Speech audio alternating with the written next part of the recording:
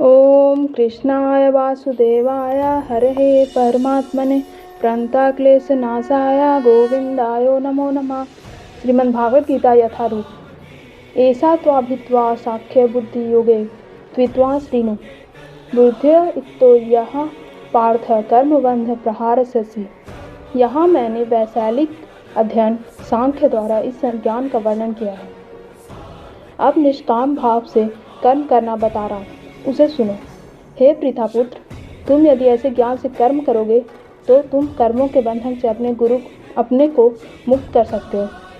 तात्पर्य: वैदिक कोश निरुक्ति के अनुसार सांख्य का अर्थ है विस्तार से वस्तुओं का वर्णन करने वाला, तथा सांख्य उस दर्शन के लिए प्रयुक्त मिलता है जो आत्मा की वास्तविकता प्रवृत्ति का वर्णन करता है। और योग का अर्थ है इंद्रियों का निग्रह। अर्जुन का युद्ध न करने का प्रस्ताव इंद्रिय तृप्ति पर आधारित था।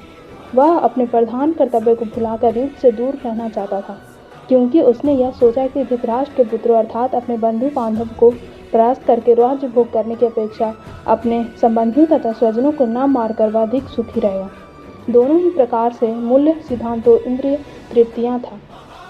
उन्हें जीतने से प्राप्त होने वाला सुख तथा स्वजनों को जीवित देखने का सुख, ये दोनों इंद्र तृप्ति के धरातल पर एक है, क्योंकि इससे बुद्धि तथा कर्तव्य दोनों का अंत हो जाता है। अतः कृष्ण ने अर्जुन को बताना चाहा कि वह अपने पितामह के शरीर का वध करके उनके आत्मा को नहीं मारेगा। उन्होंने यह बताया कि उनके सहित सारे जीव शाश्वत प्राणी हैं। वे भूतकाल में प्राणी थे, वर्तमान में भी प्राणी रूप में हैं और भविष्य में प्राणी बने रहेंगे, क्योंकि हम सब शाश्वत आत्मा हैं। हम विभिन्न प्रकार से केवल अपना शारीरिक परिधान बदलते रहते हैं और इस भौतिक वस्त्र के बंधन से मुक्ति के बाद भी हमारी पृथक सत्ता बनी रहती है। भगवान कृष्ण द्वारा आत्मा तथा शरीर का अत्यंत विशद वैशेषिक अध्ययन प्रस्तुत किया गया है और निरुक्ति कोश की शब्दावली में इस विशद अध्ययन को यहाँ सांख्य कहा गया है। इस सांख्य का नास्तिक कपिल के सांख्य दर्शन से कोई सरोकर नहीं है।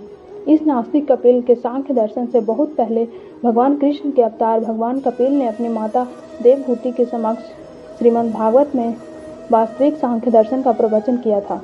उन्होंने स्पष्ट बताया है कि पुरुष या परमेश्वर क्रियाशील हैं और वे प्रकृति पर हिष्टिपात करके सृष्टि की उत्पत्ति करते हैं। इसको वेदों ने तथा गीता ने स्वीकार किया है।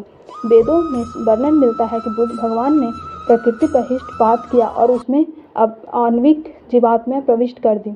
ये सारे जीव भौतिक जगत में इंद्रिया तृप्त के लिए कर्म करते रहते हैं और माया के वशीभूत होकर अपने को भोक्ता मानते रहते हैं। इस मानसिकता की चरम सीमा भगवान के साथ मनुष्य साजुक्त प्राप्त करता है।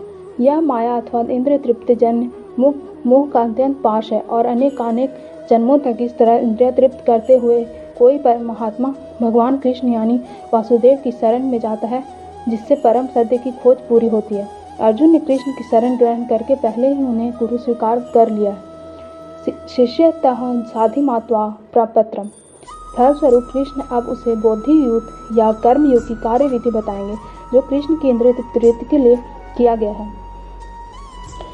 यह बुद्धि योग अध्याय 10 के 10वें श्लोक में वर्णित है, जिसमें इसे उन भगवान के साथ प्रत्यक्ष संपर्क बताया गया है जो सबके हृदय में परमात्मा रूप में विद्वान है, किंतु ऐसा संपर्क भक्ति के बिना संभव नहीं है।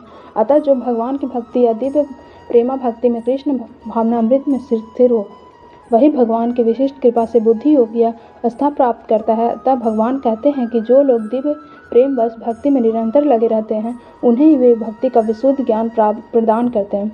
इस प्रकार भक्त सरलता से उनके चिंतन धाम में पहुंच सकते हैं। इस प्रकार इस श्लोक में वर्णित बुद्धि योग भगवान कृष्ण की भक्ति और यहाँ पर उल्लिखित है। सांख्य का शब्द का नास्तिक कपिल द्वारा प्रतिपादित अनीश्वरवादी सांख्य योग में कुछ भी संभव नहीं है।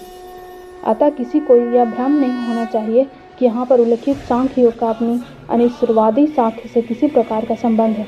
न ही उस समय उसके दर्शन का कोई प्रभाव था और न कृष्ण ने ऐसी ईश्वरहीन दार्शनिक कल्पना का उल्लेख करने की चिंता की। वास्तविक सांख्य दर्शन के वर्णन भगवान कपिल द्वारा श्रीमद्भागवत में हुआ है, किंतु वर्तमान प्रकारों में उस सांख्य में भी कोई सरोकर नहीं है। यहाँ सांख्य का अर्थ है शरीर तथा आत्मा का वैशालिक अध्ययन। भगवान कृष्ण ने आत्मा को वैशालिक वर्णन अर्जुन बुद्धि योग या कर्म योग तक लाने के लिए किया।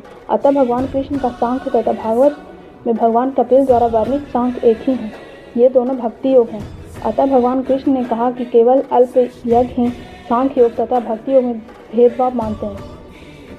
सांख्य योग पृथ्वी द्वारा परंदंती न पंडिता। निस्संदेह निसुरवादी सांख्य योग का भक्ति योग से कोई संबंध नहीं है। फिर भी बुद्धिहीन व्यक्ति का दावा है कि भगवान भगवद गीता में अनिश्वरवादी सांख्य का ही वर्णन हुआ है। अतः मनुष्य को यह जान लेना चाहिए कि बुद्धि योग का अर्थ कृष्ण भावना अमृत में पूर्ण अनंत तथा भक्ति के ज्ञान में कर्म करना।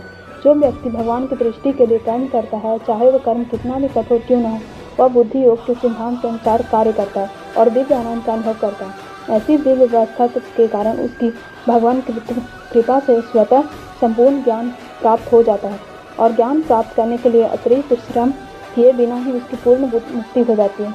कृष्ण भावनाभावित कर्म तथा फल प्राप्ति इच्छा से किए गए कर्म में विशेषतः पारिवारिक या भौतिक सुख प्राप्त करने के लिए इंद्रिय तृप्ति के लिए किए गए कर्म में प्रचुर अनंत होता है। अतः बुद्धि योग हमारे यहाँ द्वारा संपन्न कार्य का दिव्य गुण है। आज के लिए बस इतना ही। राधे राधे।